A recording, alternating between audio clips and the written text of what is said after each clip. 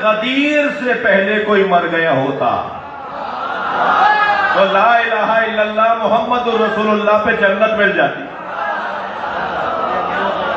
لیکن غدیر کے بعد لا الہ الا اللہ محمد رسول اللہ پہ جنت نہیں ملے گی، علی ولی اللہ پڑھنا پڑے گا۔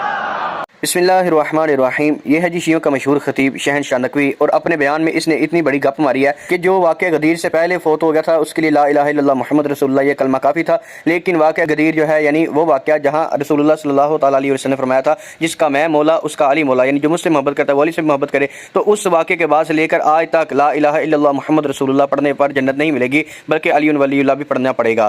حالانکہ شیعہ سنی دونوں کتب سے اور پھر قرآن و سنت یعنی قرآن اور تمام احادیث اور صحابہ کرام اور اہل بیت کے جو اقوال ہیں ان میں سے بسند صحیح یہ ایک بھی دلیل نہیں دے سکتا اس بات پر کہ علی ولی اللہ پڑھنا شرط ہے۔ حالانکہ رسول اللہ صلی اللہ تعالیٰ علیہ وسلم کے تمام صحابہ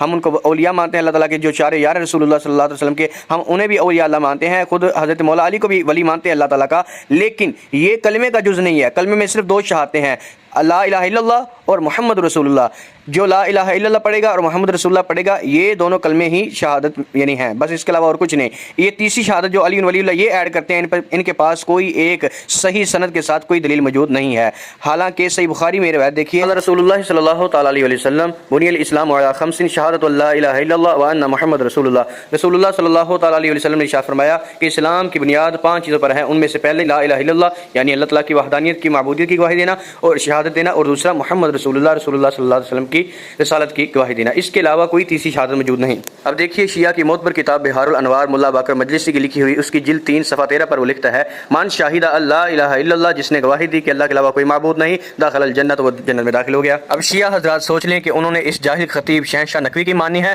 یا ملا باقر مجلسی کی ماننی ہے جس نے اپنی کتاب بہار الانوار میں یہی لکھا ہے کہ اللہ تعالیٰ کی معبودیت وحدانیت کی گواہی دینے والا جنت میں داخل ہوگا، تیسری شہادت کا ذکر کہیں نہیں اس نے۔ اس سورہ نبا کی ایک آیت کی تفسیر کرتے ہوئے اسی کتاب بہار الانوار کی جلد 7 صفحہ 207 پر کلمہ بھی ذکر کیا، قالا